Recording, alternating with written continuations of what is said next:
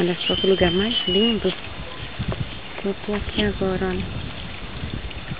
É sobre essa ponte. Nós vamos pescar. Olha que coisa mais linda. Ó. Mato Grosso do Sul. Ó. Tá vendo? Maravilha.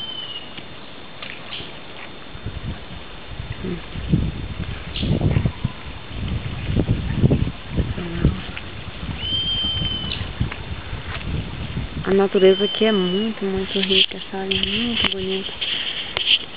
Jequitequila, Mato Grosso do Sul, em cima da ponte, tentando pegar tucunaré, traíra e cachorrinha. Vamos ver, né, como é que vai ser o dia de hoje aqui pra nós.